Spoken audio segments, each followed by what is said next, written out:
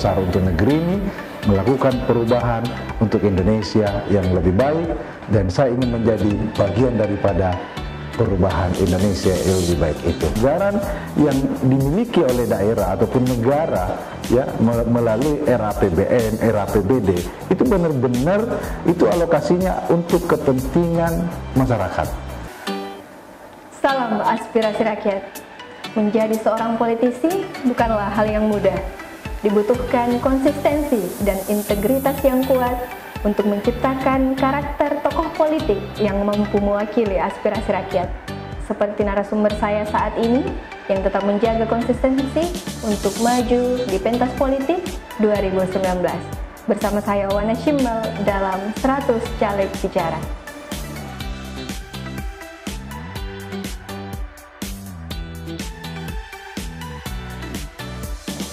Assalamualaikum Pak.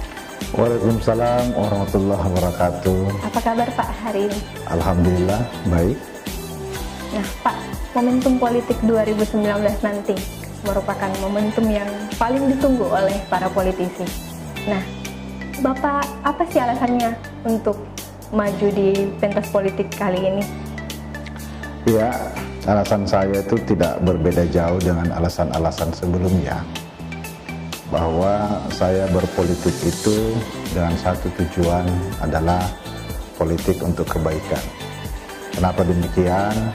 Itu pesan orang tua saya sebelum menghembuskan napas terakhirnya, bahwa buatlah dirimu bermanfaat untuk orang lain. Nah, salah satu jalan yang bisa membuat diri saya bermanfaat untuk orang banyak adalah melalui jalur politik. Sebagai salah satu caleg dari Partai Garuda Pak, bisa diceritakan sedikit seperti apa perjalanan Bapak hingga bisa bergabung dengan Partai Garuda? Iya, sebelumnya saya membalutkan diri saya di partai politik itu di beberapa partai politik sebelumnya. Saya bergabung di Garuda, sebenarnya ini partai baru.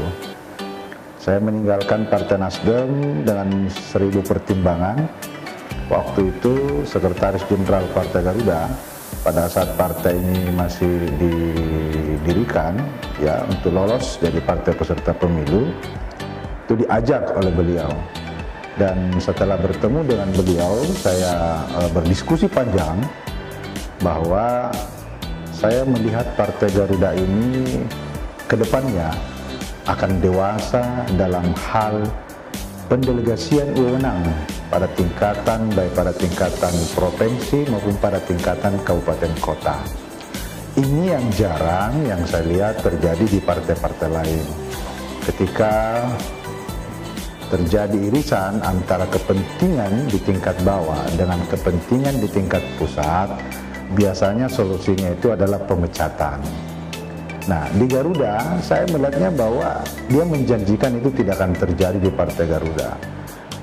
Dan itulah yang membuat saya punya trust dan kepercayaan terhadap Partai Garuda, dan saya bismillah untuk berpindah bahwa inilah partai masa depan baik untuk pribadi saya maupun untuk rakyat Indonesia.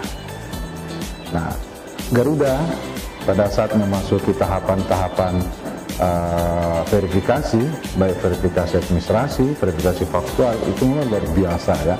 Karena KPU ini membuat persyaratan untuk menjadi partai peserta pemilu itu tidak gampang. Salah satu yang membuat kesulitan itu adalah bahwa setiap partai politik yang mau ya menjadi partai peserta pemilu harus memiliki kepengurusan di 34 provinsi. Tidak boleh tidak ada satu, sebab kalau ada yang gagal satu maka gugur. Yang kedua, di setiap provinsi itu harus terbentuk kepengurusan partai di 75% dari jumlah kabupaten kota yang ada dalam satu provinsi itu. Dan yang ketiga, dalam satu kabupaten kota itu harus terpenuhi kepengurusan 50% kepengurusan kecamatan. Dan ini tidak gampang. Ditambah lagi, setiap kabupaten kota harus ada keanggotaan 1/1000. Nah, semua ini akan diverifikasi baik secara administrasi maupun secara faktual oleh KPU. Dan menurut saya ini bukanlah pekerjaan yang mudah. Karena itu sebagai partai baru kemarin kami betul-betul fokus bagaimana memenuhi persyaratan KPU itu. Karena itulah kami tidak pernah gembar-gembor ke media, kami tidak pernah gembar-gembor ke media sosial, ya, mau media cetak, media elektronik, ya. Kita tidak gembar-gembor itu. Kami lebih fokus untuk mempersiapkan segala tahapan dan persyaratan KPU. Dan alhamdulillah pada tanggal 17 Februari kami ditetapkan sebagai partai peserta pemilu. Dan tanggal 18 Februari kami mendapatkan nomor urut 6 untuk Partai Garuda. Dan saya bangga menjadi bagian dari Partai Garuda yang punya harapan besar untuk negeri ini, melakukan perubahan untuk Indonesia yang lebih baik, dan saya ingin menjadi bagian daripada perubahan Indonesia yang lebih baik itu. Karena itulah saya memilih Partai Garuda. Setelah hijrah dari beberapa partai politik kemarin, kemudian memutuskan untuk menjadi bagian dari Partai Garuda, Pak. Apa sih yang membuat Partai Garuda itu sendiri menjadi berbeda bagi Bapak? Iya, sebenarnya sih kan kalau partai politik itu kan pada prinsipnya itu tujuannya itu sama. Bagaimana partai politik ini hadir untuk kesejahteraan dan kemakmuran rakyat. Tetapi kan terkadang dalam partai politik itu sendiri itu kan ada mekanisme, ada apresiasi yang berbeda-beda dari setiap kader. Nah, di Garuda ini itu luar biasa, saya katakan luar biasa, karena di Partai Garuda ini memang kita diminta untuk bagaimana menjiwai daripada roh dan jiwa Partai Garuda itu, yaitu menganut unsur kebersamaan dan kekeluargaan. Jadi apapun yang kita lakukan di Partai Garuda itu selalu kembali kepada rohnya dulu, kebersamaan dan kekeluargaan. Ada perbedaan, selalu harus merujuk kepada kebersamaan dan kekeluargaan itu. Nah, saya melihatnya bahwa bangunan Partai Garuda ini luar biasa. Ini akan menjadi kokoh, karena yang pasti kita akan berusaha untuk menghindarkan itu perselisihan di dalam organisasi Partai Garuda ini. Dan saya menganggap inilah tempat yang cocok untuk saya meluangkan pikiran-pikiran saya di Partai Garuda ini. Kita bicara persoalan, Pak. Tentunya ketika Bapak memutuskan untuk maju, Bapak harus siap untuk menghadapi segala persoalan yang ada, khususnya di dapil Bapak. Nah, itu seperti apa sejauh ini Bapak melihat itu? Iya, saya menjadi caleg untuk tingkatan provinsi, khususnya di dapil 2, Sulsel 2 yang meliputi wilayah Makassar B. Di dalamnya ada kecamatan Tamalandrea, Biringkanaya, Panakukang, Manggala. Buat saya, seorang caleg itu harus memahami 5 hal. Ini menurut saya. Yang pertama, seorang caleg itu harus mampu mengidentifikasi persoalan rakyat. Ini terkait dengan pertanyaan saudari. Kalau ada caleg tidak memahami persoalan rakyat, menurut saya apa sih mau diperjuangkan ke depannya? Ya, yang kedua, menurut saya seorang caleg itu paling tidak harus cerdas. Tidak mesti pintar, cerdaslah. Cerdas dalam artian bahwa dia mampu atau bisa memberikan solusi terhadap persoalan dan dalam menyelesaikan masalah-masalah rakyat tersebut. Yang ketiga, orang Perancis mengatakan parley, parley, and parley. Bicara, bicara, dan bicara. Karena anggota DPR itu digaji untuk berbicara, memperjuangkan harapan dan keinginan masyarakat. Yang keempat, harus punya kemampuan berdebat, karena di DPR itu kan punya masalah-masalah banyak. Setiap caleg yang menjadi anggota DPR itu kan ada harapan-harapan dapil yang dia mau perjuangkan di situ. Nah, saya kira sementara kan uang negara, uang daerah itu kan terbatas, maka harus ada diprioritaskan. Karena itulah seorang anggota DPR yang tadinya caleg menjadi anggota DPR itu harus punya kemampuan berdebat untuk bisa meyakinkan anggota DPR lainnya untuk diterima harapan-harapan rakyat yang diwakilinya. Karena bagaimanapun juga dimanapun itu masyarakat adalah masyarakat kita, ya, tidak terfokus kepada dapil-dapil kita sendiri sebenarnya.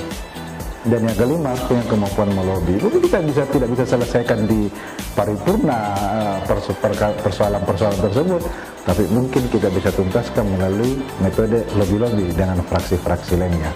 Nah, terkait dengan bahwa harus mampu melakukan identifikasi persoalan masyarakat, saya banyak turun ke masyarakat. Yang paling terbanyak yang mereka minta, Pak, tolong diperjuangkan, kembalikan subsidi listrik. Itu yang banyak diharapkan oleh masyarakat.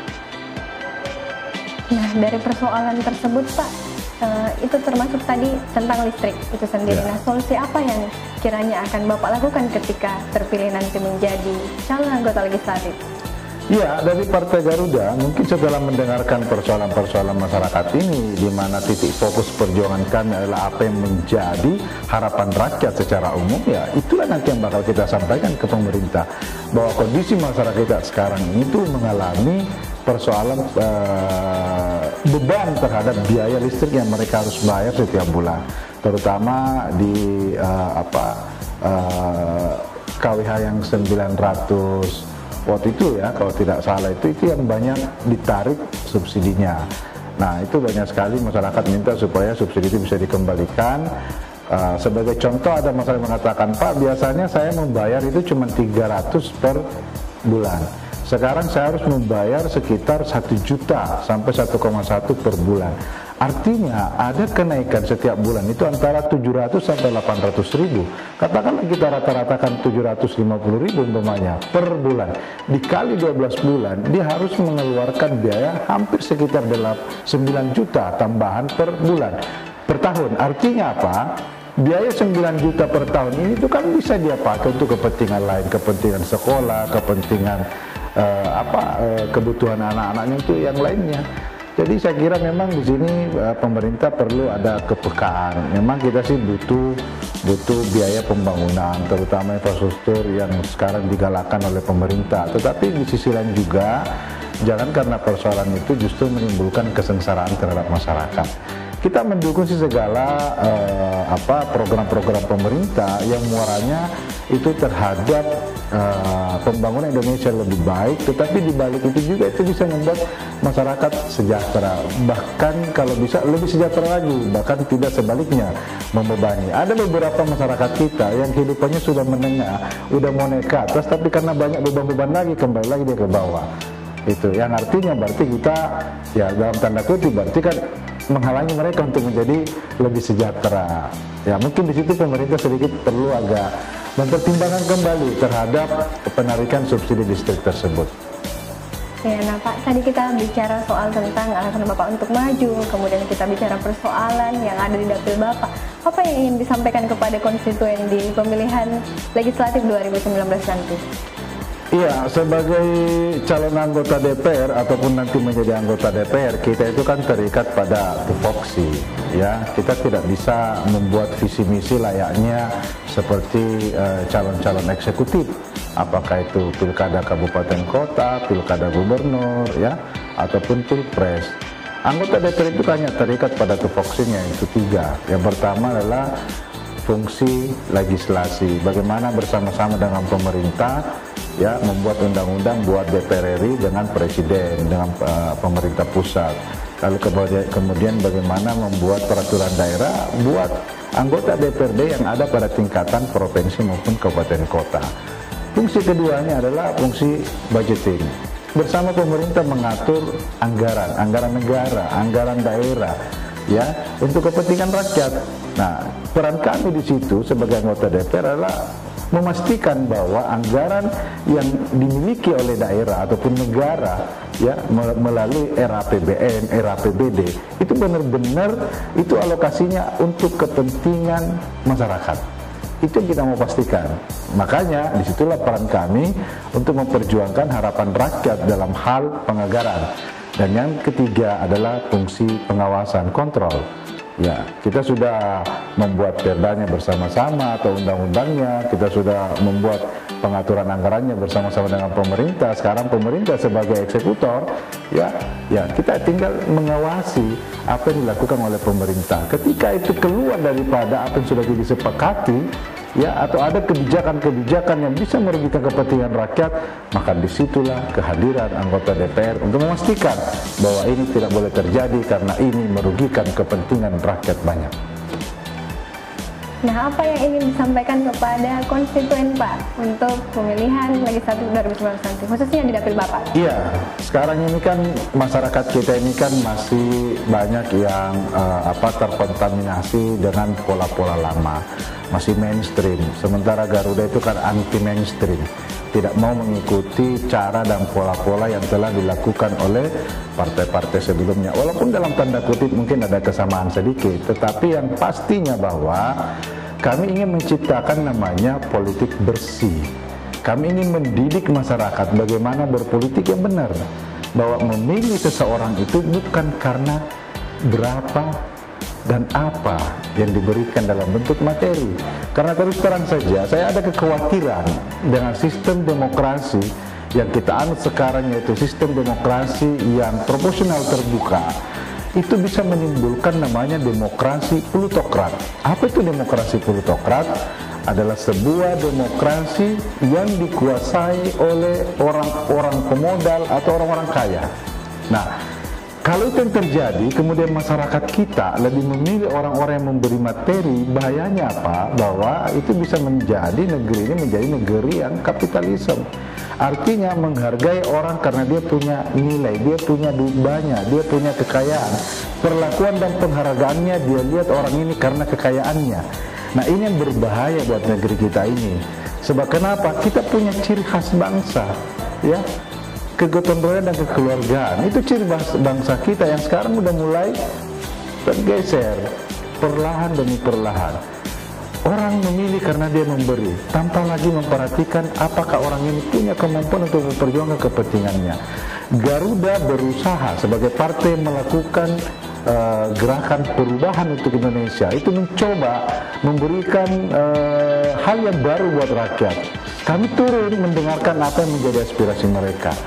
Ya, itu tugas kami sebagai caleg. Kita dengarkan, kita tampung semuanya. Begitu nanti kami terpilih, kita perjuangkan apa yang menjadi harapan mereka.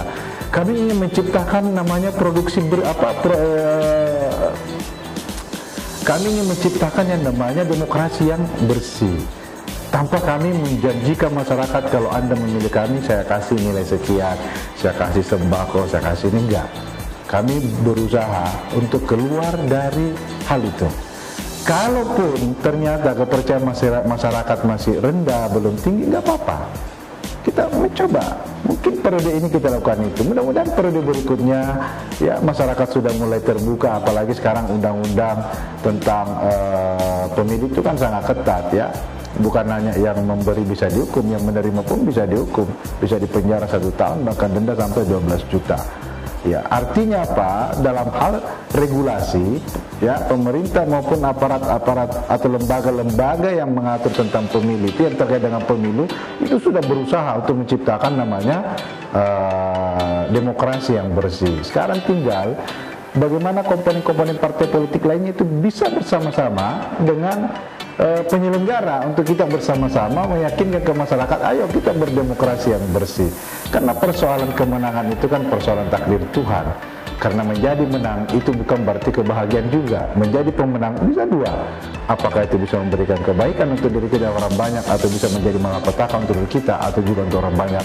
Karena setiap amanah yang kita terima suatu ketika akan kita pertanggungjawabkan di hari kemudian.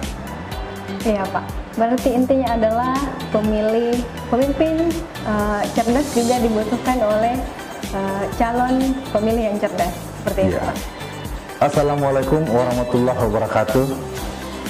Buat masyarakat yang berdomisili di Tambalan Rea, Biringkanaya, Panakukang, dan juga Manggala, saya Muhammad Subanjani ST, calon anggota DPRD Provinsi untuk Dapil 2 atau Sulawesi Selatan 2 yang meliputi wilayah Makassar B, meminta dukungan dan bantuan Bapak Ibu sekalian. Saya berharap atas bantuan dan dukungan Bapak Ibu sekalian, saya menjalankan amanah dengan baik sebagai bentuk pertanggungjawaban saya kepada Bapak Ibu dan sekalian maupun juga kepada Tuhan Yang Maha Esa. Saudara-saudara sekalian, bantulah Partai Garuda. 17 April adalah momentum yang paling tepat Bapak Ibu sekalian menjadi bagian daripada sejarah gerakan perubahan Indonesia bersama dengan Partai Garuda. Partai Garuda lahir dari rahim rakyat, bekerja dengan rendah hati, insya Allah bakal melahirkan tokoh baru, karena itu bisa terjadi atas dukungan dan bantuan Bapak Ibu sekalian. Terima kasih banyak Pak atas waktunya bisa ngobrol dengan isi visual pada hari ini. Sama-sama, saya juga ucapkan banyak terima kasih ya kepada isi visual, kepada Adinda dan juga pada kru. Ini luar biasa menurut saya, karena baru pemilu kali ini ya ada muncul yang namanya isi visual yang betul-betul mengorek tentang bagaimana caleg itu mempersiapkan diri dan juga melakukan sosialisasi dan juga terkait harapan-harapan dari partai tersebut. Insya Allah isi visual ini kalau seperti ini insya Allah akan menjadi jaya dan besar nantinya. Iya Pak. Iya. Demikian perbincangan saya dengan Bapak Muhammad Subhan Gani. Salam aspirasi rakyat. Ini buku saya. Ini buku sejak kapan Pak? Iya, ini sejak kapan